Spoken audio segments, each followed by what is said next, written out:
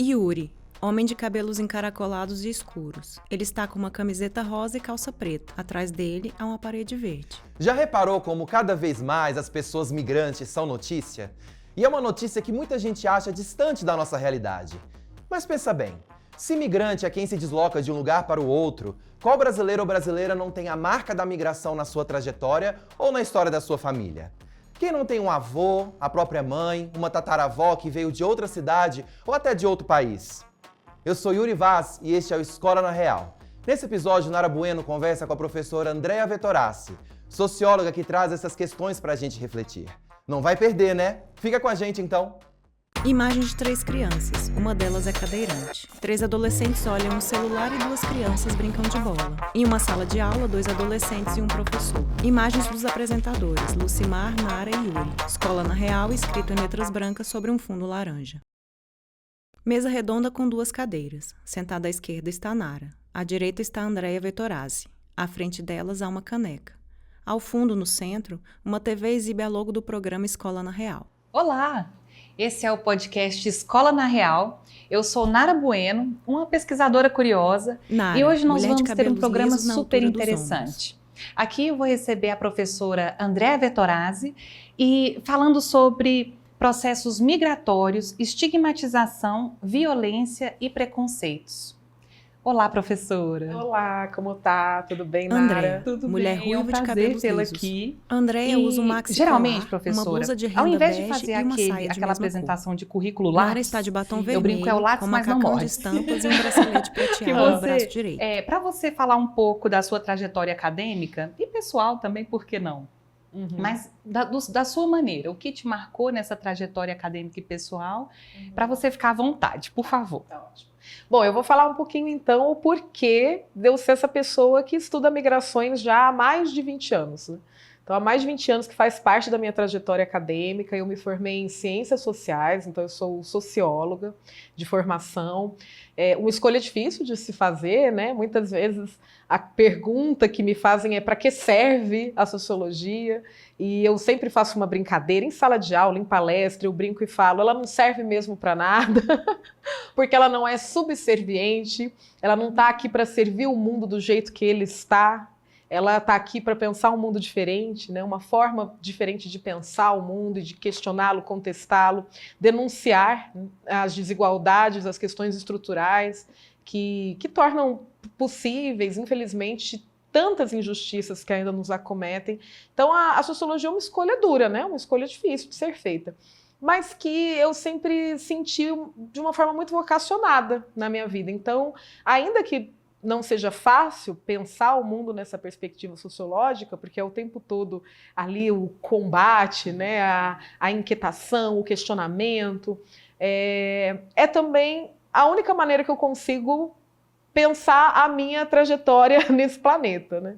Eu não conseguiria viver num planeta de tantas injustiças, de desigualdades, e simplesmente passar por isso incólume, sem uma reflexão mais cuidadosa e sem pensar de que formas eu posso mudar de alguma maneira essa realidade, e ainda que seja pela ciência, pela pesquisa, né, como você aí se autodeclarou essa pesquisadora curiosa, então isso sempre me moveu, sempre me movimentou demais. E logo na iniciação científica, pela oportunidade que 2 professores me deram, e numa perspectiva mais da sociologia histórica, a gente analisava o processo criminal no século XIX, a migração já entrou na minha vida, porque a gente foi tentar entender como é que era esse imigrante italiano, português, sírio-libanês, no interior de São Paulo, que é de onde eu vim. Né? Eu não sou uma goiana, eu sou quase uma goiana do pé rachado, porque eu já estou aqui há mais de 10 anos, eu já migrei, aqui estou definitiva. Tenho uma filha goiana que se chama Cora, que é em homenagem a essa terra tão maravilhosa que me acolheu tão bem. Mas eu sou lá do interior de São Paulo e filha, né, fruto dessa imigração italiana. Né? E aí aquilo já me comoveu muito durante a iniciação científica, foram várias as pesquisas em torno disso, mas eu queria mais, eu queria entender um pouco melhor esse imigrante atual. Eu falei, quem que é esse imigrante hoje, né, no Brasil?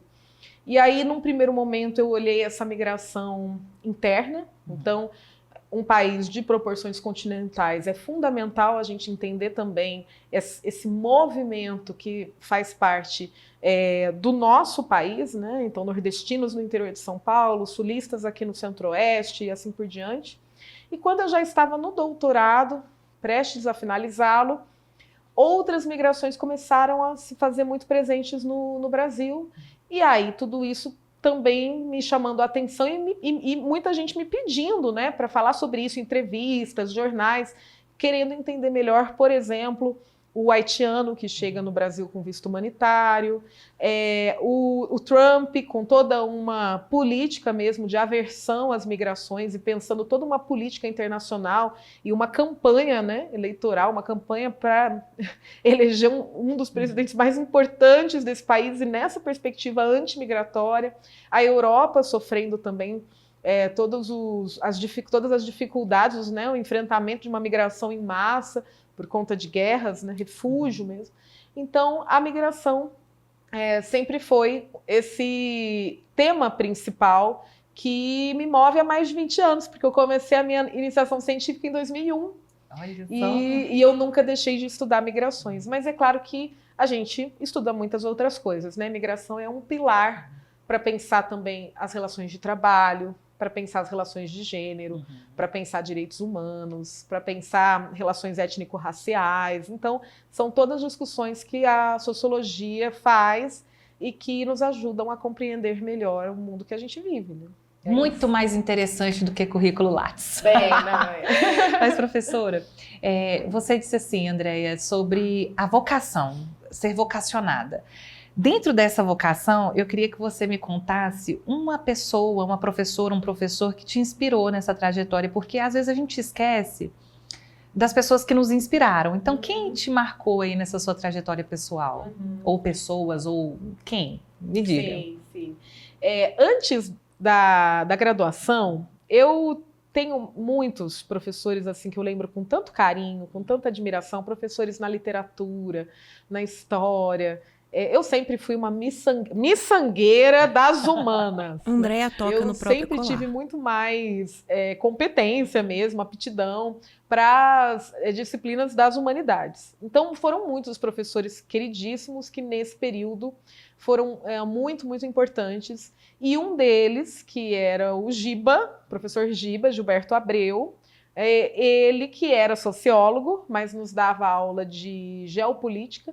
Eu não tive sociologia e nem filosofia no ensino médio. E eu também queria mencionar aqui, já que esse nosso público-alvo aqui também é esse professor, né, no ensino fundamental e médio, eu vejo o quão importante é a gente ter acesso a essas disciplinas desde muito cedo. Eu não tinha a menor noção do que era sociologia, eu não tive sociologia, mas ele era um professor sociólogo de formação na sociologia que dava essa disciplina que se chamava geopolítica para preparar para vestibular, para as questões mais contemporâneas.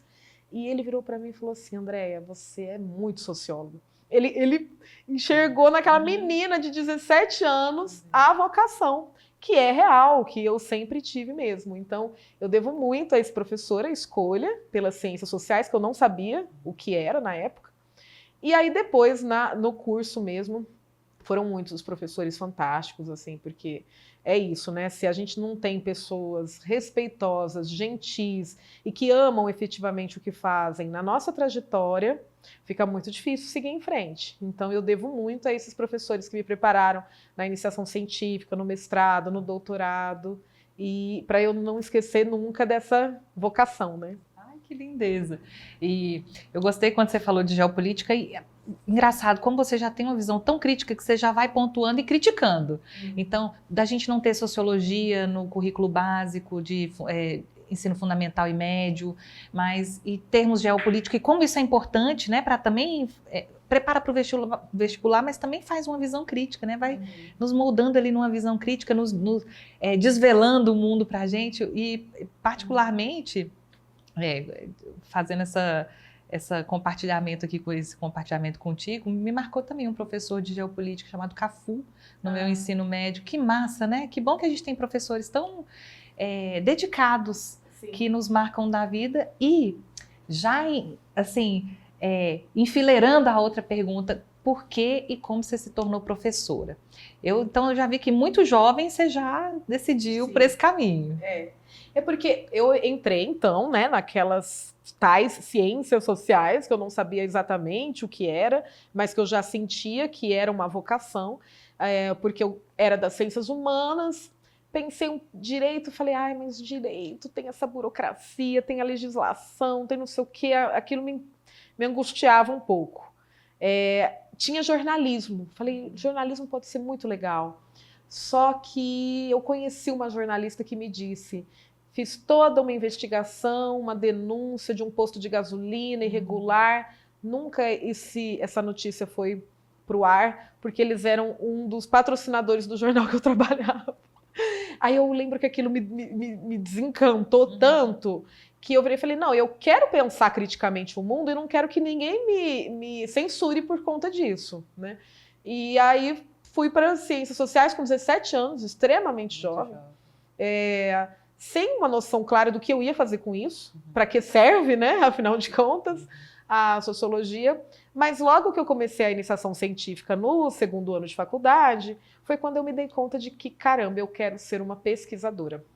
E para ser uma pesquisadora, eu preciso estar na universidade, preferencialmente pública, e inclusive dando aula e formando outros pesquisadores. Então foi um combo ali, né, de decisões. Eu quero ser pesquisadora e para ser uma boa pesquisadora eu também tenho que estar em sala de aula, eu também tenho que ser uma voz, né, que vai compartilhar, que vai jogar essas sementes para frente e formar outros pesquisadores. Então era esse combo, assim, quero ser professora, quero ser pesquisadora. E é por isso que eu tô aqui, né? Muito linda a trajetória.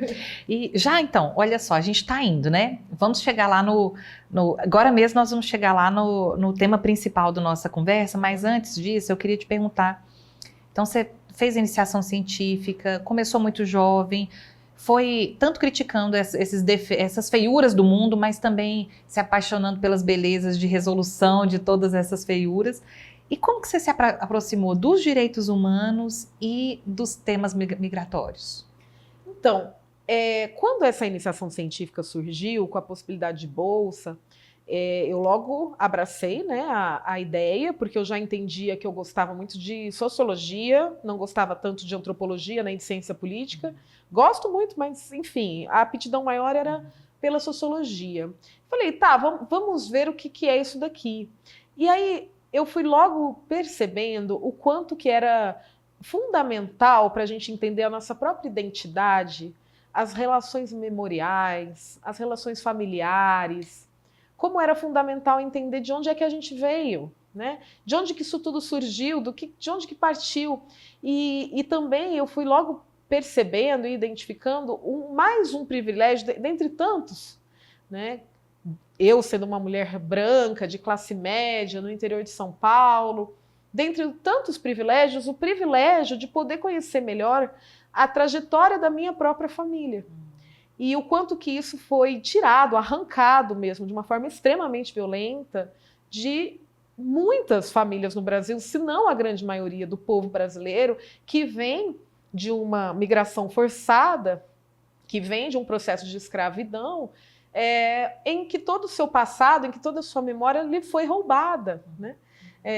E aí eu sentia que esse escrivão público que somos, esses pesquisadores do mundo, né, das ciências humanas, de pensar os processos culturais, sociais, políticos, nós que estamos aqui descrevendo o mundo, né, o quanto a gente precisa olhar para essa nossa memória, para essa nossa trajetória, o porquê nós nos movimentamos, quais motivos nos movem para outros lugares, quais os desafios, as angústias, quais as perdas dos direitos humanos em busca de outros direitos humanos que não existiam nos locais de origem. Então, esse misto de sentimentos, esse meio do caminho, que tem um sociólogo incrível que se chamava Sayad, estudou muito migrações, ele falava da Eugorba. Eugorba é esse lugar que não é nem uma margem nem outra do rio, é você estar no meio do rio, você não se sente mais parte do lugar de origem, mas também não se sente totalmente parte daquele lugar de destino. Então, essa construção identitária e entendê-la é até hoje um negócio, Nara, que eu estudo isso há mais de 20 anos e ainda me encanta. E me faz sofrer também, e me traz angústias, e ouvir os migrantes e conhecê-los melhor é algo que até hoje me comove. E aí, invariavelmente, os direitos humanos estão em todo esse processo. Então, acho que eu respondi a pergunta. Respondeu demais, maravilhoso. Então, aí eu já vou perguntar, assim, professora Andréa, para você conceituar, então, para quem nos acompanha, o que é migrante e o que é refugiado? Ótimo. Quando a gente estuda migrações, a gente tem muitas categorias diferentes de migrações. Inclusive, a gente até pode falar do migrante, do imigrante, que é esse que a gente olha quando a gente está no local de destino da pessoa. O emigrante, que é o que sai daqui, né? Então, por exemplo, o brasileiro fora do país é o emigrante. Mas hoje em dia a gente nem usa tanto essas categorias, porque a gente entende que migrante, sem I, sem E, é essa pessoa em trânsito, né? E somos todos, de alguma forma. Eu sou aqui uma migrante no estado de Goiás. Então, o migrante é essa pessoa em movimento. Porém, os motivos pelos quais ele se movimenta fazem a gente dar algumas categorias específicas. E o refúgio é uma extremamente importante, porque vai dizer respeito àquelas pessoas que as suas vidas estão em risco e que migrar não foi um desejo, migrar não foi uma escolha, mas sim uma imposição, uma necessidade, uma obrigação, porque exatamente, sem isso a sua sobrevivência estaria em risco. E aí, quando esse migrante recebe no local de destino o status de refúgio, porque refúgio é uma condição mesmo, né, que o Estado dá para esse indivíduo, então ele tem acesso a determinados direitos que outros migrantes não vão ter necessariamente. Então, ele, com status de refúgio, terá mais resguardados os direitos de sobrevivência, né, de estar num lugar seguro, que o fato de ser de uma determinada nacionalidade, ou de uma determinada religião, ou de ser homossexual, que nada disso vai deixar de lhe assegurar a vida. Né? É isso. Você falando, professor, eu lembrei de uma música do Jorge Drexler. Não sei se você já ouviu, o Movimento. Sim, linda, sim, maravilhosa, linda. Depois ouçam. Que ela diz assim, ó, eu não sou daqui, mas você tão pouco. Então, a gente tá... Quando você falou assim, eu sou migrante, eu também sou migrante, mesmo no estado de Goiás, vim de uma cidade do interior. Então, quer dizer, se a gente for olhar bem, até quem se sente muito enraizado, as raízes vêm de outros lugares, né? De tantos lugares diferentes. E aí ele diz assim, de nenhum lado, e de todos os lados um pouco. Eu acho isso tão bonito, né? Porque no fundo você que gosta de literatura e poesia também, né? E música, artes, enfim... Eu acho que a gente pode pensar de que o migrante, ele é uma realidade. A gente só existe enquanto gente, né, enquanto ser humano, produzindo cultura, vivendo em conjunto, pelas migrações mesmo, né? Exatamente. E aí, sabe uma coisa curiosa, Nara? Porque eu vejo que quando a gente vai pensar migração, nessa perspectiva dos direitos humanos, quando algum jornalista vai atrás de uma reportagem minha, então, os refugiados no Brasil, é sempre nessa perspectiva do problema. Então, olha esse problema que a gente está tendo que enfrentar. Quando é uma migração que nos traz uma diversidade cultural, que nos traz uma riqueza mesmo, nas relações de trabalho, etc., ninguém te enxerga migrante. Então, é engraçado como essa categoria migrante é muito nesse aspecto estereotipado mesmo, negativo de a pessoa que veio para trazer problema, para nos, sabe, assim, para... alguma dificuldade tem, e não, quando a gente faz essa costura de reflexão sobre as nossas próprias trajetórias e memórias, a gente vai vendo que todos nós, invariavelmente, temos uma marca da migração nos nossos corpos, na história da família. Num estado como esse que estamos, Goiás, então, né, uma cidade como Goiânia, tão jovem, é raríssimo a gente ver uma família que os bisavôs estão aqui em Goiânia, né? Então, assim, somos todos frutos desses movimentos. Que bom que podemos nos movimentar, que importante é o movimento. E que tem que ser assegurada essa movimentação, uma movimentação segura, Exato. com direitos, gosto de direitos, né? Você foi falando, professora, eu fico pensando em tantos casos, eu acho que quem nos acompanha também, por exemplo, migrações devido ao clima. A gente tem hoje os refugiados climáticos, que mas sempre visto de um lado um problema, né? Sempre... Um outro caso que eu vi, me chamou muita atenção, isso já tem mais um tempinho, não sei nem se você vai se lembrar, porque eu também tiro algumas coisas do fundo do baú. Um caso na França, quando a França ela teve um índice muito alto de refugiados devido a guerras e fome, e de repente eles estavam assim super hostis, né? Os franceses super hostis com os refugiados. Isso incluía tudo, a comida, a língua, a vestimenta. E aí, de repente, teve um caso de um prédio pegando fogo, eu acho, uma criança que estava na sacada, sozinha, desesperada. E um refugiado, você lembra desse caso, não? E um refugiado, ele escalou o prédio, foi lá e resgatou essa criança. Pronto, era um herói nacional. E a partir disso, quer dizer, não que a gente precise de atos extremados de bravura dessa forma, mas como a gente precisa ver com outros olhos, né? Quem é de fora está aqui. Sim, com essa perspectiva da humanidade, Da né? humanidade. De enxergar seres humanos com todas as suas pluralidades, com as suas limitações, com as suas belezas, e que não estão alheios a nós, né? Porque nenhum país do mundo está lá isoladinho, bonitinho, né? E aí, o que vem de fora é feio, é errado, é ruim, olha só como somos maravilhosos. Não, todos os países estão em extrema conexão, e tudo que acontece de bom ou de ruim na nossa localidade tem a ver com outros lugares, com outros processos, porque o mundo está extremamente conectado. Então, fingir que você não faz parte do processo, né, que você não tem nada a ver com a situação que um refugiado está vivendo, que veio parar aqui na tua cidade, no teu bairro, não, somos todos partes desses processos. Né?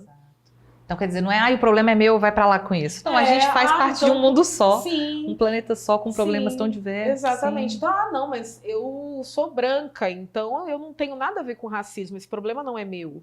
Né? Então, não, justamente não faz sentido. Não faz o menor sentido. E até o fato de eu ser uma mulher branca, fruto de um processo migratório, que era um projeto político nesse país, no fim do século XIX, de embranquecimento, só isso eu já tenho que refletir sobre a minha existência nesse país. Sim. Que o fato de eu ser essa mulher branca, sardenta, descendente de italianos, é fruto de uma relação extremamente violenta e de perda de direitos humanos. Não é nem a perda, né, mas simplesmente a ausência de qualquer direito humano que a gente deu, desde que a gente não deu para os nossos, para a nossa população preta, recém-liberta, né?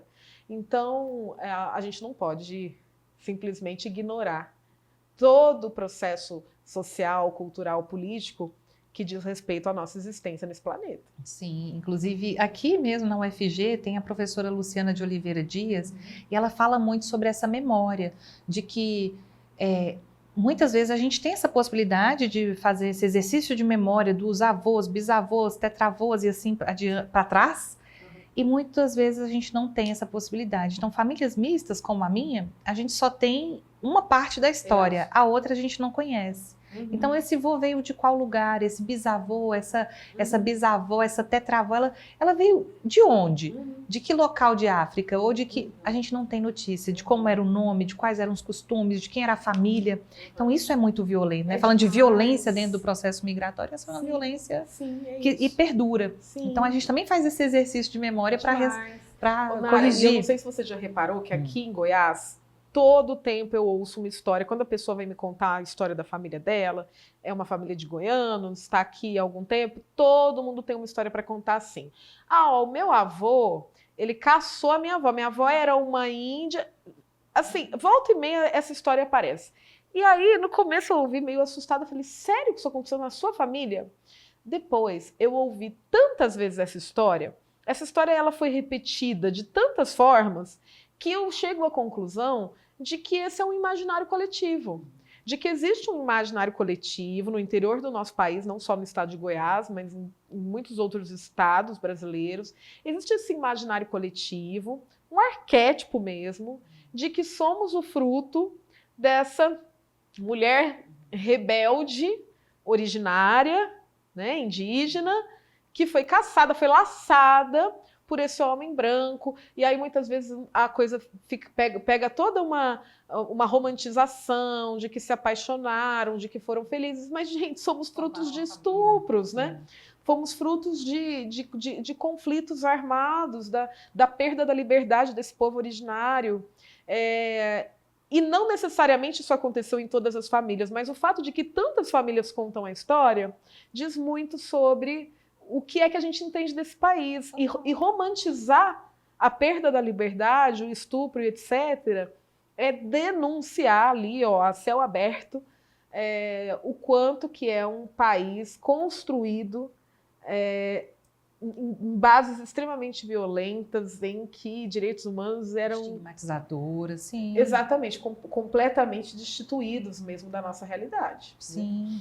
Eu fico pensando, é impossível depois a gente recortar cirurgicamente só a parte que nos interessa e colocar numa caixinha e falar, isso, o ensino público no Brasil, a sociedade tratando de ensino vai trazer só isso aqui. O restante a gente deixa de fora. Então todas as violências, todos os estigmas, a gente vai deixar... Não, é impossível, né? A gente fazer esse recorte cirúrgico. Por isso que a gente tem que entender mais profundamente como somos formados, que cultura que a gente está aqui produzindo, reproduzindo. Eu achei muito interessante, porque na minha família tem essas histórias. Tem, né? Então, minha mãe era de Minas Gerais, e tem essa história na família, de que uma avó específica, a avó Maria, que aí não tem etnia, ninguém sabe qual etnia. Ninguém sabe nada dessa pessoa. Então, nas fotografias, claramente, ela é diferenciada. E olha que fotografia já era um privilégio para essa época, né? Sim. Então, nas fotografias, ela é diferenciada dos demais. Então, a vestimenta, a cor do cabelo.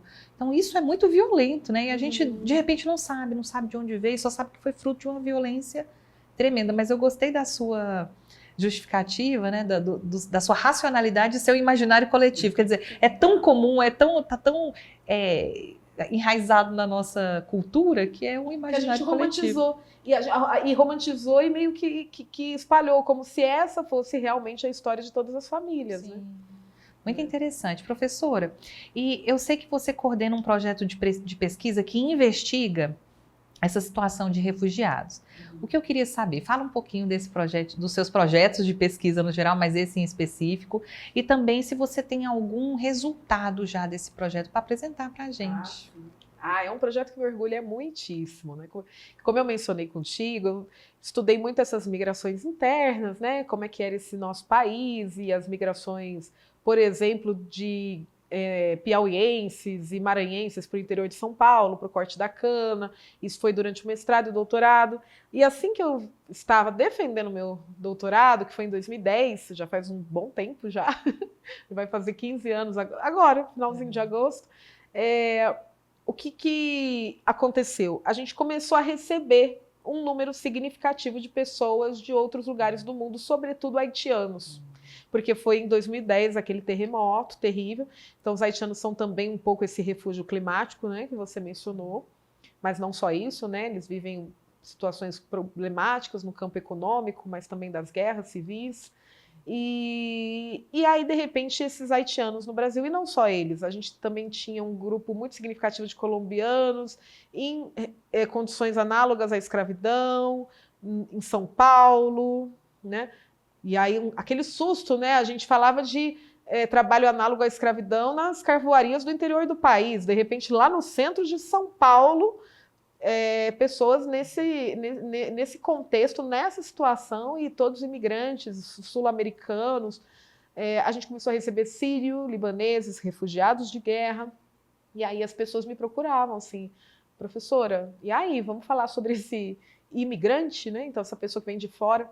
E aí eu fui cooptada pelas relações internacionais, então são muitos os colegas que também são da área, né, de relações internacionais. Tive que fuçar um pouco sobre alguns termos, conceitos e análises próprias das relações internacionais e do direito. O direito acabou uma hora me pegando, né? Tive que tive que ceder, do direito. não consegui escapar. E aí, a minha trajetória aqui na Federal de Goiás, ela já foi marcada por essas cooperações, né? Então, eu já vim fazendo parte de muitos projetos relacionados às relações internacionais, ao direito, etc. E aí veio a oportunidade de firmarmos uma parceria com a ONU, porque a ONU tem um alto comissariado que é específico para os assuntos dos refugiados, que é o Acnur. E dentro do Acnur, a gente tem esse projeto que são a das cátedras. Hoje já são 41 cátedras no Brasil inteiro, talvez até tenha aumentado um pouco esse número, mas são as universidades as mais fortes, as mais importantes do nosso país, a maioria universidades públicas, mas a gente também tem PUCs, etc., né, que fazem parte desse projeto belíssimo, que é a parceria com o Acnur, para que dentro da universidade a gente possa oferecer serviços de ensino, de pesquisa, de extensão, que são os pilares da nossa universidade, em prol dos migrantes e dos refugiados. E aí é claro que a gente tem que provar para a ONU que a gente é bom nisso, né? Que a gente tem competência para fazer isso, para receber essa chancela da ONU. E aí a UFG provou que sim, que tinha essa competência, essas capacidades. E a gente, portanto, tem a nossa cátedra firme e forte desde março de 2021. Então ela foi aprovada em 2020, em plena pandemia, aliás. E a gente tem uma memória muito bacana, porque está tudo no YouTube. Então, a abertura oficial da cátedra, com autoridades, com a reitoria, isso tudo está lá. A gente tem essa memória no YouTube. E desde então, são mais de 4 anos, né, que a cátedra faz muitos trabalhos, que são de assessoria jurídica a esses grupos migrantes, assessoria odontológica, de saúde pública mesmo, então campanhas de vacinação, por exemplo, distribuição de cestas básicas, ensino de português na Faculdade de Letras, pesquisas mesmo, né, que nós fazemos parte, então muitos trabalhos de iniciação científica, de mestrado, de doutorado,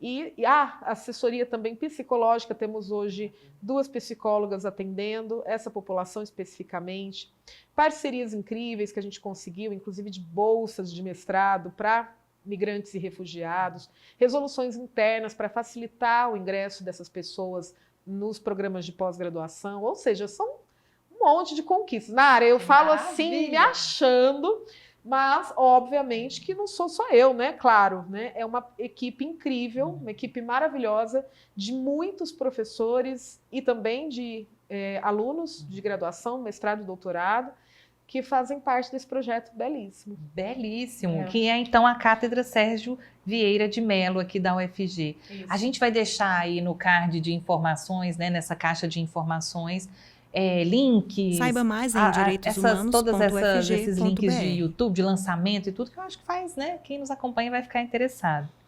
Bom, eu vou fazer um pequeno intervalo, então fiquem aí com um recadinho do Yuri e já já a gente retorna para continuar esse papo.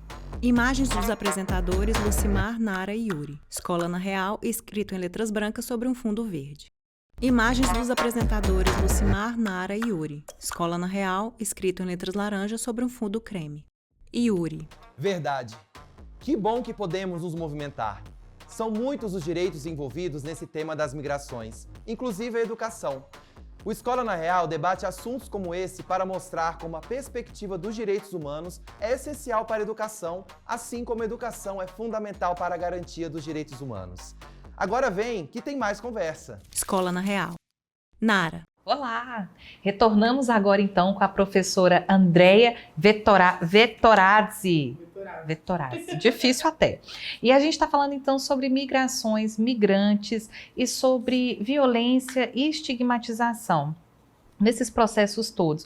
Mas no último bloco você tinha falado para a gente sobre a Cátedra Sérgio Vieira de Mello, que é aqui da UFG, e eu queria te perguntar como que essa cátedra ela ajuda ou ela pode colaborar com as escolas que recebem os migrantes, então, refugiados, ou migrantes ou refugiados. Sim. Andréia. A gente tem uma série de atividades aqui na UFG pensando esse professor que está no ensino público, trabalhando com crianças, como é que a gente pode apoiá-los? A gente tem, claro, as pesquisas, né, que são próprias sobre esse tema e que a gente vem publicando em artigos, em livros, etc. Porém, a ideia é que a gente possa estreitar cada vez mais esses laços, recebendo mesmo esses professores para uma capacitação aqui na UFG. Porque, de fato, vem sendo uma dificuldade enfrentada por muitas escolas que não sabem exatamente o que fazer e como lidar com os desafios de uma criança que muitas vezes tem as dificuldades na linguagem, mas também no próprio currículo da escola, nas disciplinas que estão sendo ministradas, nas regras próprias da socialização de um país que não é o da formação dessas crianças. E não só isso, né? O fato de que também é dentro da escola que os maiores estigmas e muitas vezes as situações de bullying vão acontecer, e o professor, a professora, o coordenador pedagógico tem que ter uma sensibilidade para uma situação que é extremamente problemática para qualquer estudante, mas que será ainda pior diante de uma criança que tem uma vulnerabilidade extra. Então, muitas vezes ele já tem a vulnerabilidade econômica, né? Vai ter muitas vezes a vulnerabilidade da raça e etnia, por ser um migrante preto, pardo, indígena, mas aí também, junto dessas vulnerabilidades próprias da nossa composição nacional, virá uma terceira vulnerabilidade, que é a da migração, a de não estar no seu país de origem, não ter a familiaridade das nossas relações de sociabilidade, das nossas normas, da forma que a gente pensa a escola, por exemplo.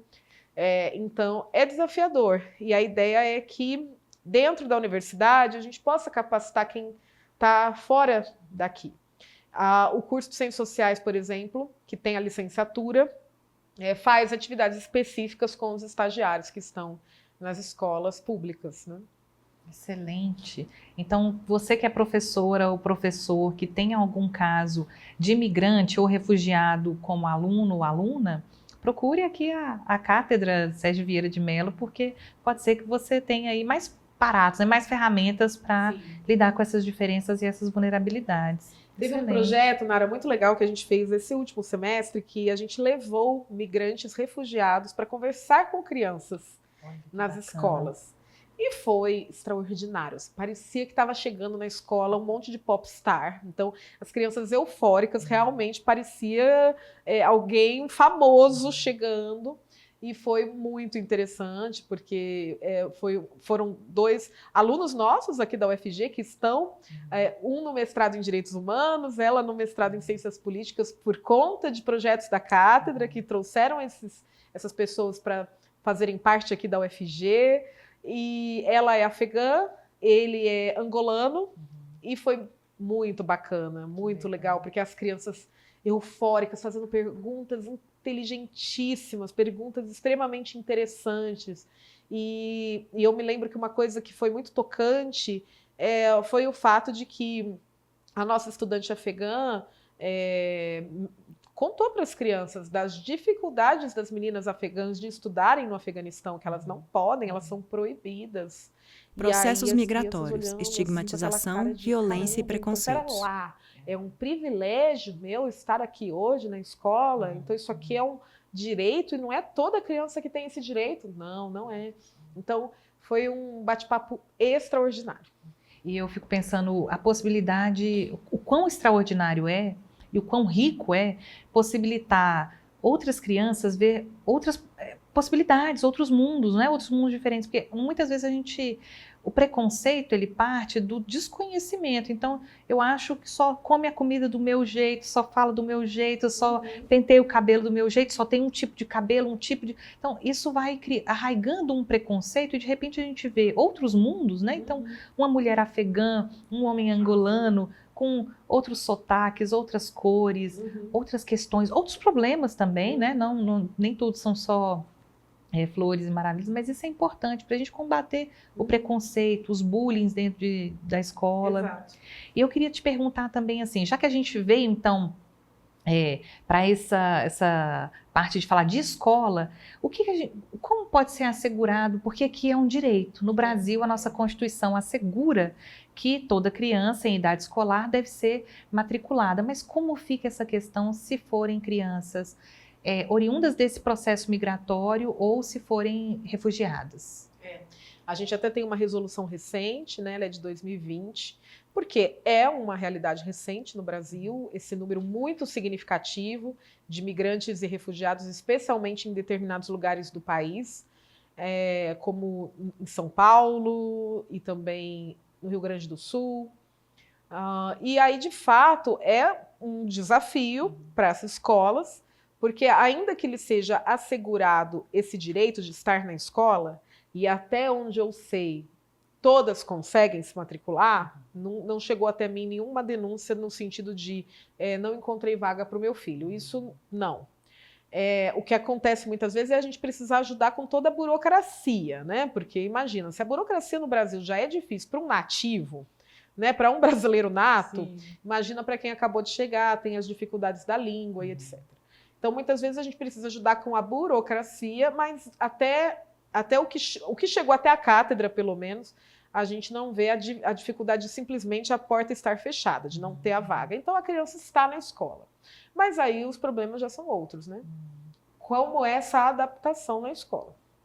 Então, é uma criança que mal fala a língua portuguesa, em alguns casos, que não vai entender a matriz curricular, e aí são duas questões importantes, porque tem o aspecto institucionalizado, que é a da dificuldade da matriz curricular, que está ali no papel, e isso é mais fácil, né? Entre aspas. Tudo é difícil. tudo é desafiador. Teoricamente é mais fácil.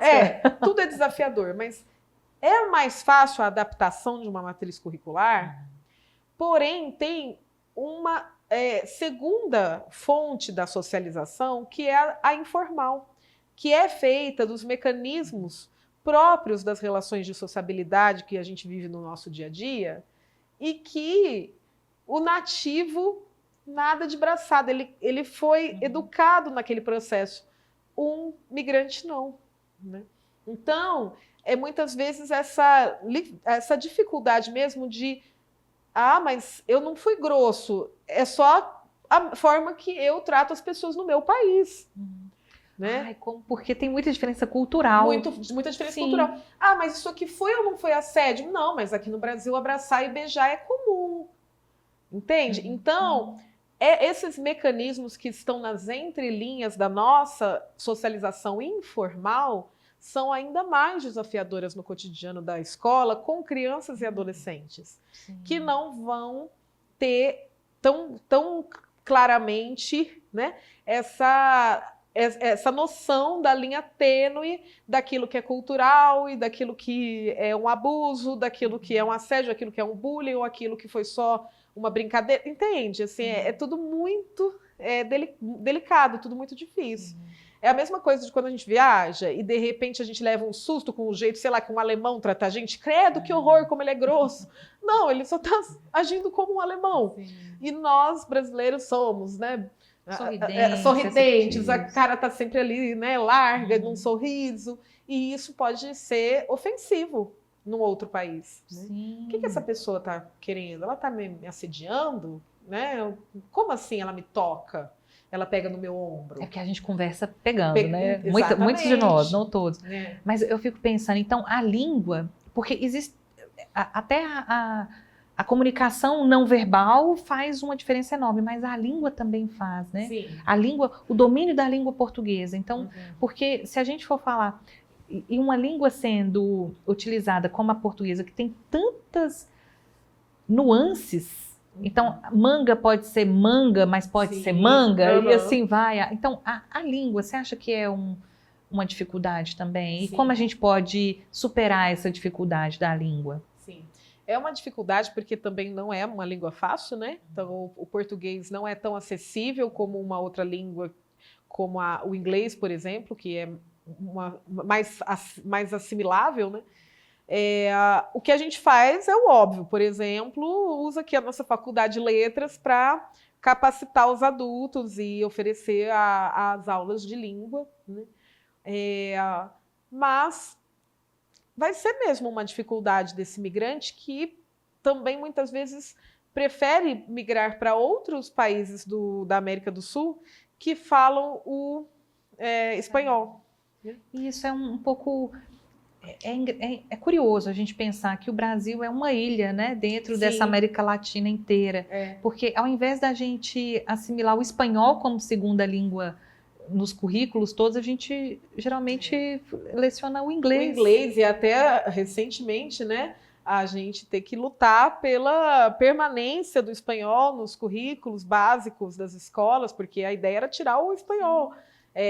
E eu não tive espanhol. Você teve, Nara? Não. Isso também é uma conquista muito recente, Muito que a gente recente, peleja para manter todo o sagrado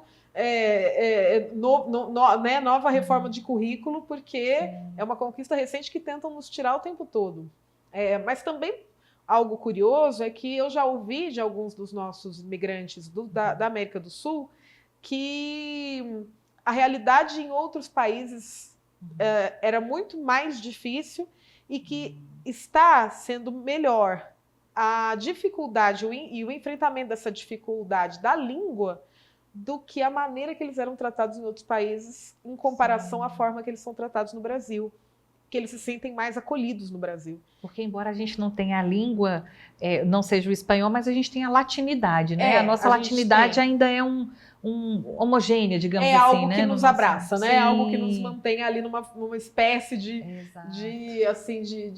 fraternidade ali, Sim. né?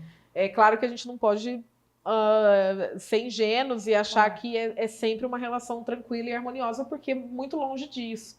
Mas há relatos, sim, de que o acolhimento do povo brasileiro foi muito diferente da realidade vivida em outros países da América do Sul. Então, e ainda nesses desafios de escola e universidade, eu gostaria que você falasse um pouquinho dos dois. Tanto a realidade da escola quanto a realidade de universidade.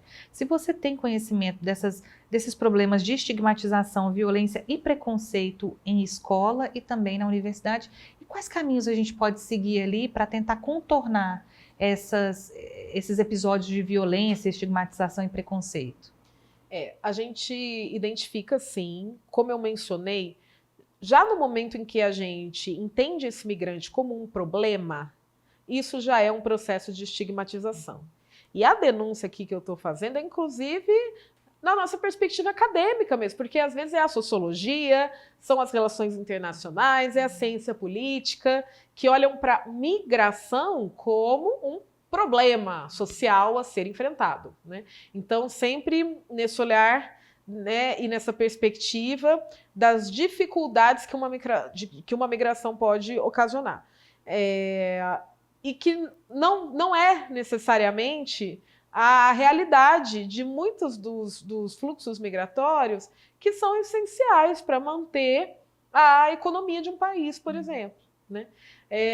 Então, o primeiro desafio é esse. Quem que é o migrante que a gente está identificando como um problema?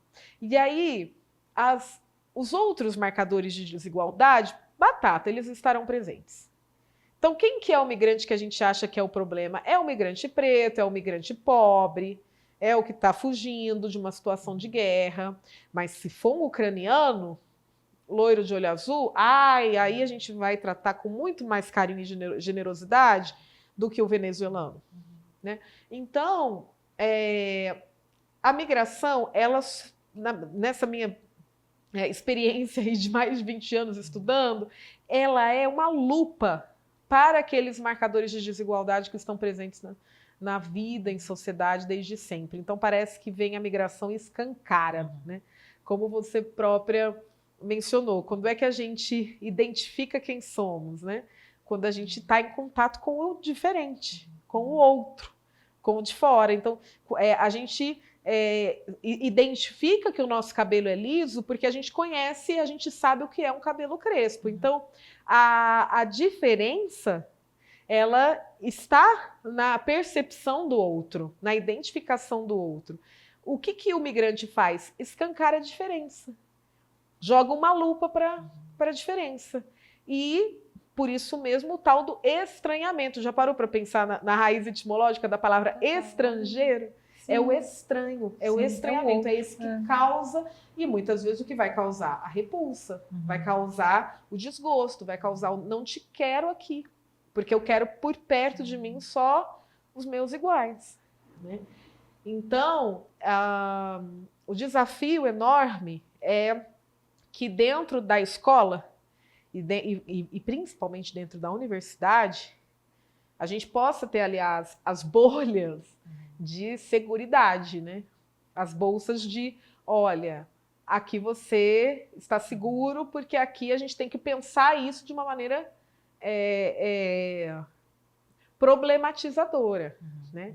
A escola, a universidade é esse lugar da gente refletir, da gente problematizar, da gente pesquisar, da gente denunciar, da gente olhar para as nossas limitações que estão do lado de fora, que são sociais, que são culturais.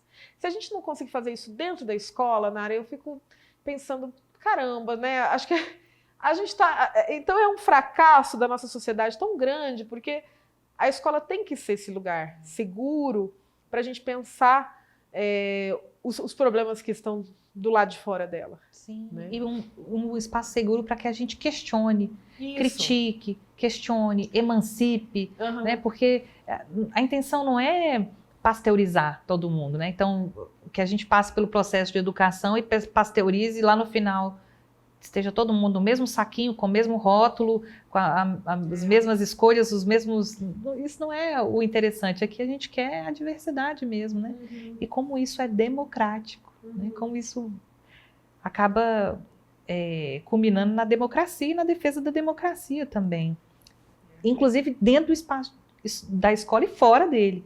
Em relação à formação de professores, Andréia, a gente sabe que o MEC disponibiliza a plataforma AVAMEC e é um curso de aprofundamento de conhecimento e tem com inserção de pessoas refugiadas ali para o ambiente escolar. Na sua avaliação, é uma necessidade de planejar, disponibilizar esse tipo de ferramenta ou existem outras ferramentas? O que é mais necessário ali e essa formação voltada aos professores, ela tem sido efetiva para acolher estudantes? Nara, pela minha percepção, a gente tem projetos incríveis, projetos fantásticos, que aqui mesmo, né, esse podcast está com a proposta de trazer à tona, né,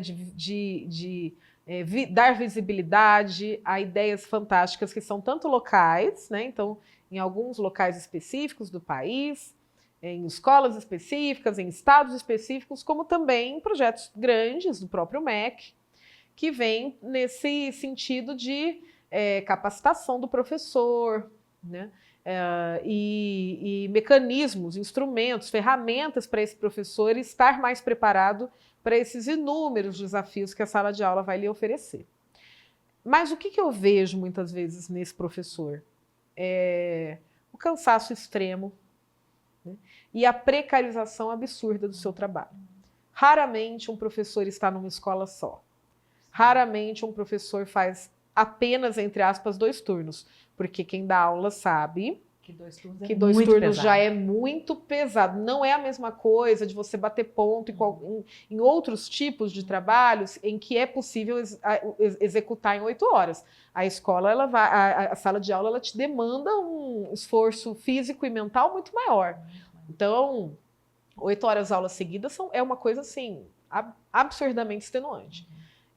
Então, eu não sei se a gente consegue coisas muito significativas, ainda que esse tipo de intenção de projeto, de instrumento sejam extremamente louváveis. Eu não sei se a gente consegue grandes respostas rápidas de um profissional que está em condições graves de precarização do seu trabalho, né? Que não vai se preparar se ele está dando 8, 9, 10 horas aula por dia. Ele vai se preparar que horas? Exato. Como que ele vai se preparar? Né? Às vezes não tem condições ali de descanso. Sim, físico. não tem mesmo. Ele precisa ser cuidado. E aí ele tem uma enorme dificuldade de cuidar, porque ele não está tendo tempo nem de se cuidar, né? Então, eu penso que a gente tem um desafio que é muito maior, que é realmente o da valorização desse profissional, de um profissional que realmente tenha o direito de estar numa escola só, de dar poucas horas aula e ser bem remunerado, para poder, no outro período do seu dia, se dedicar a isso que faz a escola ser a escola, que está para além da sala de aula, né? Que está nos corredores da escola, que está nos projetos extensionistas, que está na relação com os pais, com as famílias, né? Que está na relação entre os próprios professores. E eu não vejo os professores da rede pública no Brasil inteiro com essa possibilidade mesmo, né? De renovação, de capacitação, porque o que está em jogo aí é a sobrevivência. Né? É muito importante sua reflexão sobre essa precarização e, no fundo, olhar para o futuro não só com esses olhos de esperança, de esperançar, mas também de criticar para modificarmos algo, não é? Porque uma coisa não precisa estar desalinhada da outra, né? A gente critica e questiona e combate porque a gente tem esperanças, né? Porque a gente vê expectativas, né? Mesmo na transformação. Assim. A gente quer ver essa transformação, a gente tem expectativas felizes em torno dela, então bora, né? Porque se a gente se acomoda e aceita o status quo, isso para mim é o desesperançar, é não ter expectativas de melhora, né? Professora, para finalizar nosso papo, que foi super interessante, eu queria que você deixasse, então, é livre, na verdade, para você deixar uma dica, uma reflexão, uma mensagem final para quem nos acompanha. Ai, que difícil! Difícil! Super difícil, né? Eu queria mencionar que eu conheci a Nara lá na Câmara Municipal de Goiânia, e Nara falou uma coisa tão bonita, porque eram todas mulheres sendo homenageadas. Foi uma delícia, aliás, né? Porque a gente era tipo 95% daquela assembleia. E a Nara falou uma coisa muito bonita, que ela falou assim: eu não quero mais ser uma guerreira, eu quero ser uma pacificadeira.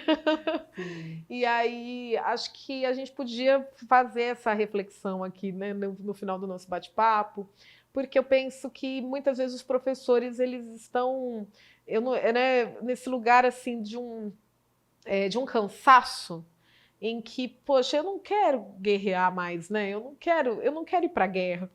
E assim, eu penso que quando a gente lembra os motivos pelos quais a gente está em sala de aula, os motivos pelos quais a gente escolheu a educação, ou a educação nos escolheu, porque nunca é sem propósito os caminhos da nossa vida, que a gente lembre o tempo todo os motivos pelos quais a gente está aqui e o quão vocacionados somos para isso, quantas sementes importantes estão nas nossas mãos e que a gente não precisa guerrear, que a gente pode, num processo mais pacífico, realmente minimizar os problemas, as desigualdades, essas tremendas dificuldades que a sala de aula tem, porque elas são o reflexo da nossa vida em sociedade, elas são o microscópio daquilo que está fora da escola. Mas a gente faz parte de um laboratório tão bonito, né? Um laboratório tão incrível, cheio de possibilidades, de experimentos, de experiências e de trocas, e que então a gente não perca a esperança também no Pacífico, a esperança também na maneira de transformação, que seja também pela paz, né? Que maravilhosa. Professora, muito obrigada. Então, vocês ficaram com esse papo maravilhoso. Obrigada, professora. Que delícia te ter aqui. Saiba mais te agradeço imensamente direitoshumanos.ufg.br. por essas palavras. E a gente vai deixar, então, as informações todas da Cátedra Sérgio Vieira de Mello, mas todas essas outras coisas, lindezas que a gente falou por aqui, fica também aí na caixa de informações. Obrigada, um grande beijo e até o próximo episódio. Escola na Real. Yuri. Transformação pela paz é tudo o que precisamos, né, gente? Por hoje encerramos. Mas semana que vem tem mais. Tem episódios novos sempre às quintas-feiras, às 8 da manhã, no canal e perfil Direitos Humanos UFG, no YouTube e Spotify. Para saber mais, siga nosso perfil no Instagram, @DireitosHumanosUFG, ou acesse o site direitoshumanos.ufg.br. Até mais! O podcast Escola na Real é uma realização do Núcleo de Direitos Humanos da Universidade Federal de Goiás, com execução da Fundação de Apoio à Pesquisa e Fundação Rádio e Televisão Educativa e Cultural. Apoio da TV UFG, Laboratório de Luz e Cena e Laboratório de Tradução Audiovisual Acessível. E promoção da Coordenação Geral de Políticas Educacionais em Direitos Humanos da Secretaria de Educação Continuada, Alfabetização, Diversidade e Inclusão do Ministério da Educação do Governo Federal. Escola na Real.